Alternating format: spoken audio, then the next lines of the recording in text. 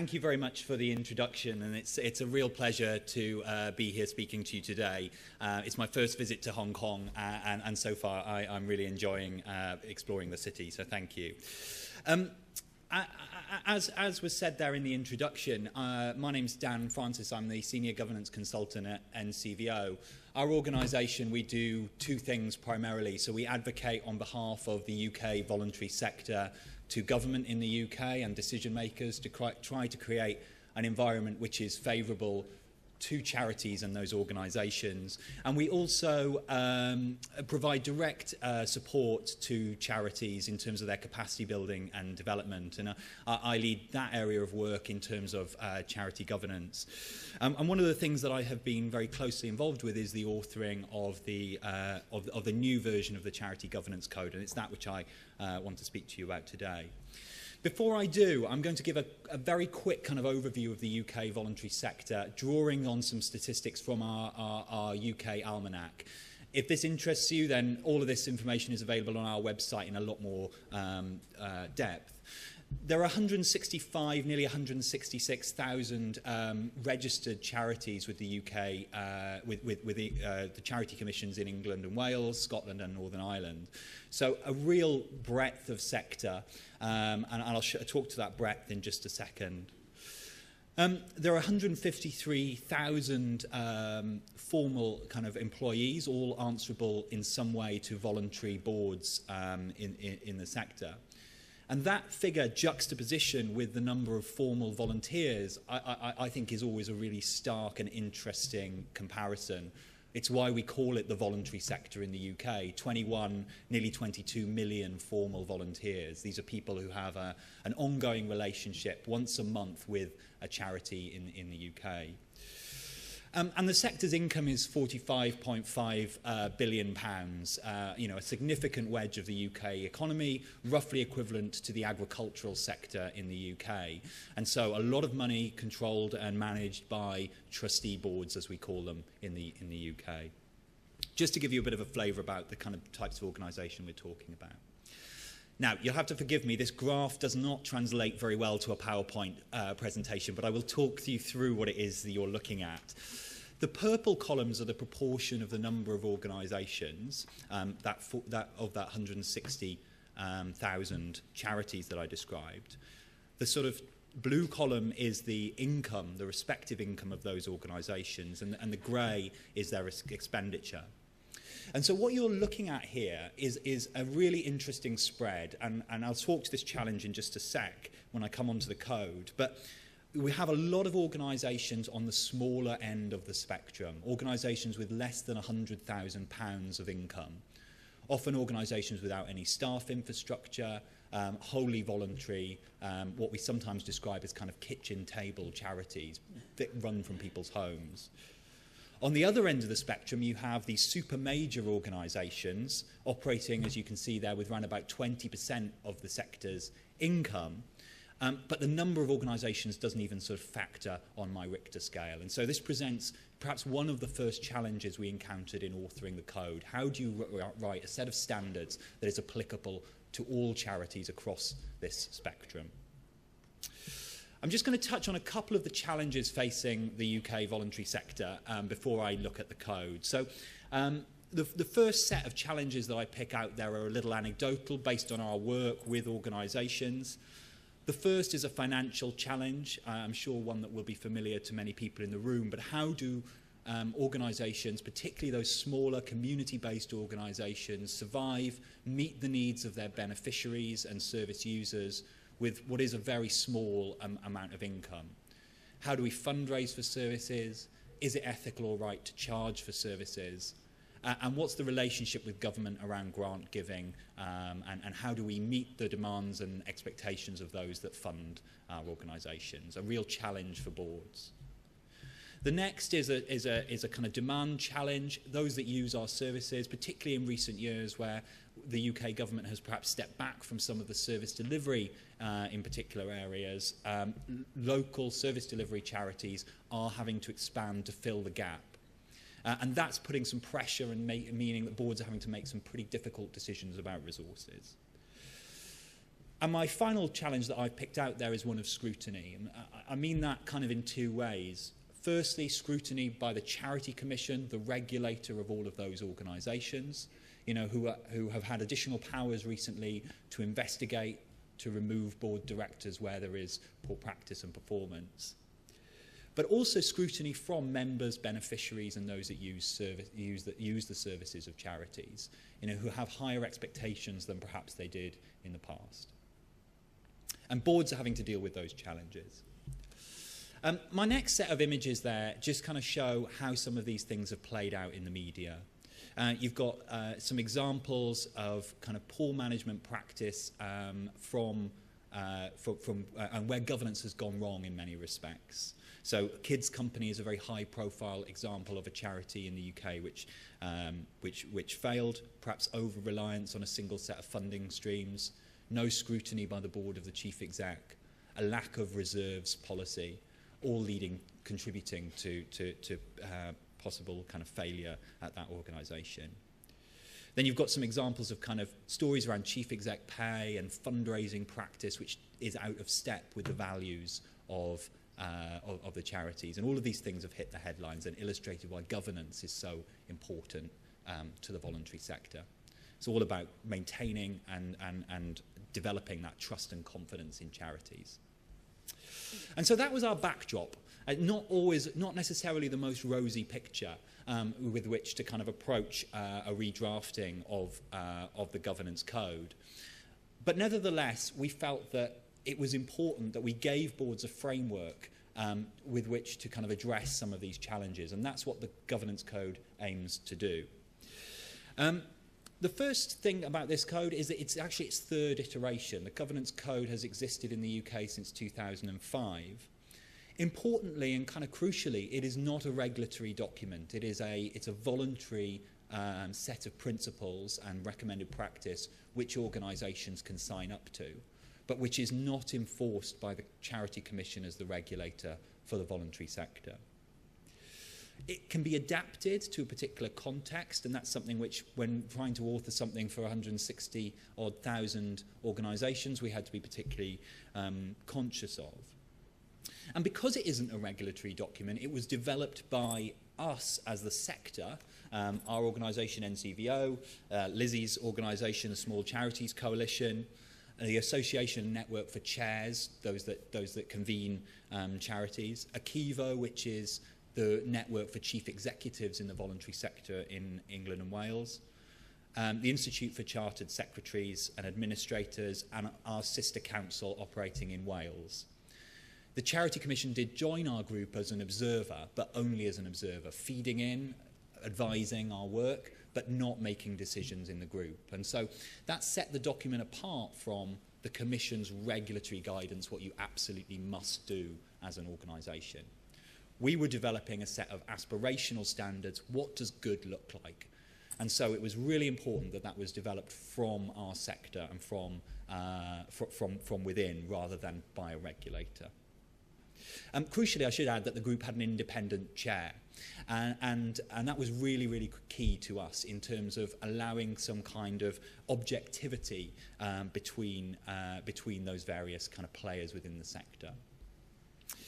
So we went through a significant consultation exercise. We published a draft pretty quickly. It took a couple of months to get it written, but we published that draft and put it out there for the sector to respond to. We both had qualitative and quantitative research. We ran about 200 responses to that. We ran regional events across England and Wales to allow charities to feed in on the standards that we were proposing. And 83% of those organisations that participated in the feedback said that it was a useful document. We had some really helpful feedback from that exercise, though, and it helped inform the final version. Accessibility of the code was something which we looked at in the final draft again. The purpose of the code document in terms of how it could be used with organisation. That proportionality between large and small charities and how you apply recommended practice was something which we did differently in the final version, as was how we linked to actually how do you do this? What does best practice look like? And so here's the kind of structure of the final code that we published back in July, this has been described as lots of things actually. NAF is one of those things, but the temple of governance is my favourite way of describing it. I'm just going to talk you through each of these principles. To be clear, these are the high-level principles of the code. Under each of them, you have a principle, a rationale for why that principle exists. You have some outcomes you can expect if you implement that principle. And then you have some detailed recommended practice. Crucially, although the principles and outcomes are consistent, we have differing recommended practice for large and small charities. And that's how we responded to that proportionality issue, is that we essentially have two versions of that recommended practice. So let me just talk you through some of the headlines here. The first thing is that foundation principle, that idea that underlying the code, those board members of organisations will do two things. They will understand their roles and responsibilities, but they will also understand the context within which the charity operates. And the code says that actually, unless those two things are in place, there isn't much point in progressing with the rest of the document. I'll then talk through each of the sort of 7 principles properly, and I'll start with leadership. It's actually the second principle, but I'll start with leadership.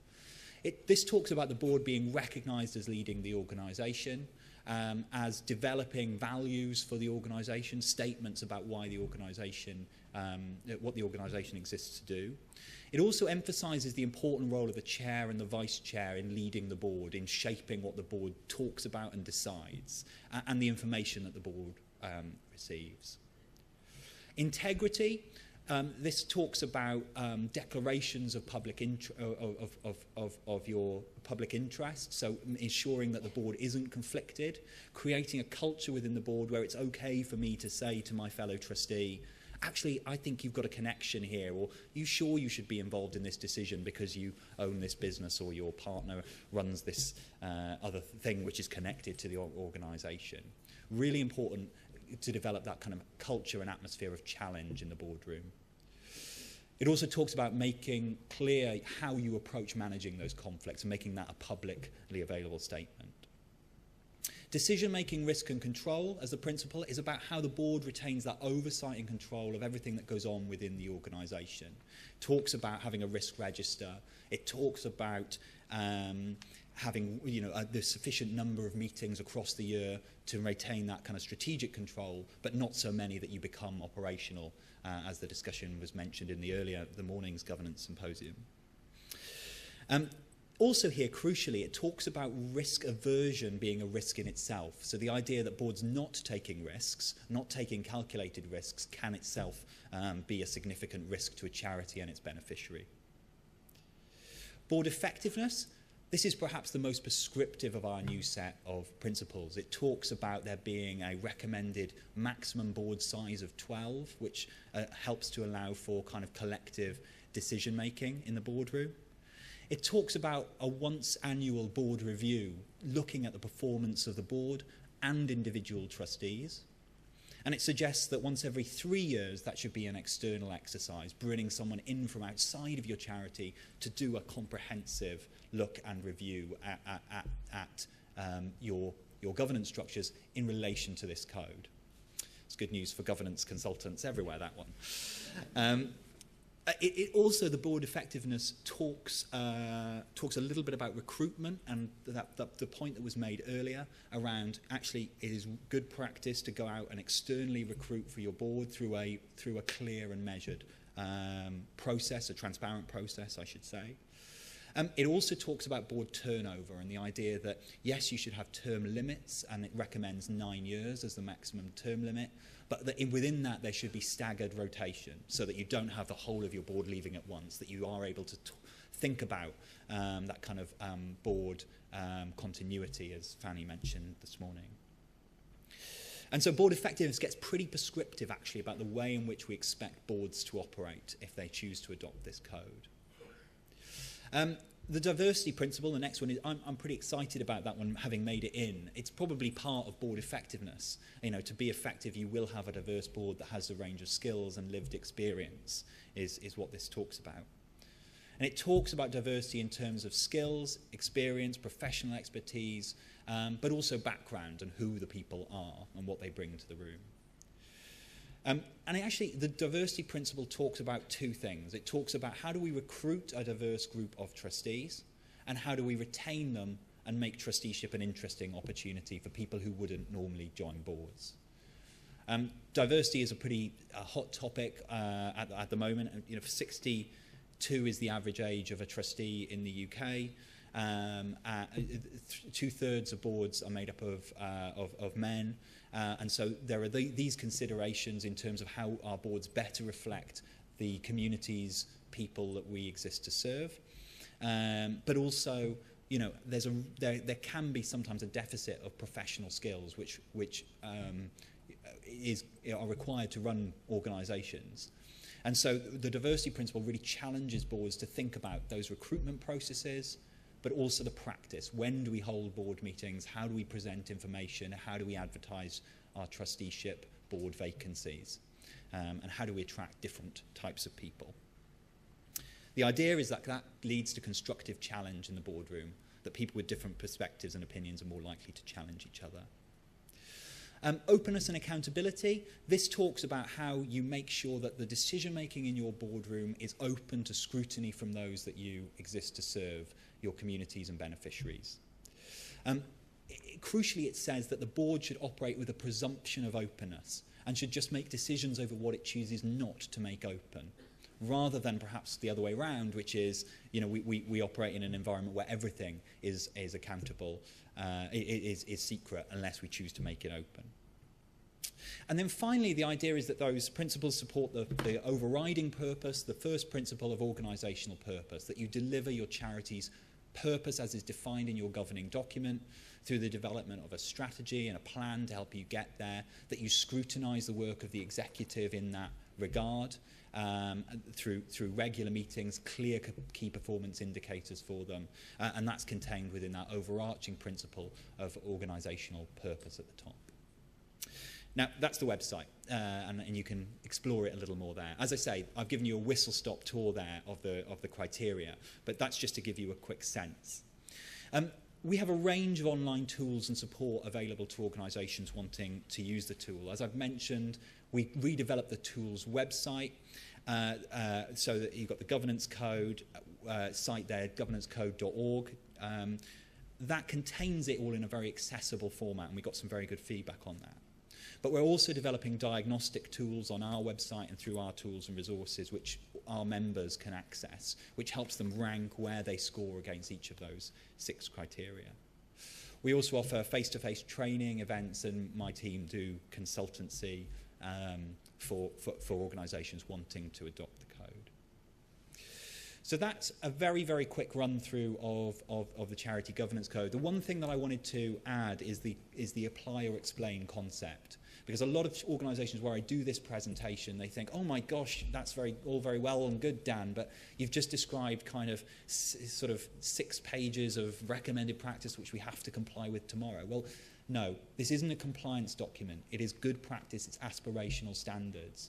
And so actually we've introduced this concept of apply or explain the code, which says that what your board should do is engage with the criteria, make decisions around where your priority areas are and focus on those in the first instance. Being able to explain where you're not applying is what's important, not compliance or not compliance. And I hope we get that across clearly in the document. But thank you very much, and I look forward to your questions. 20 minutes, not bad going.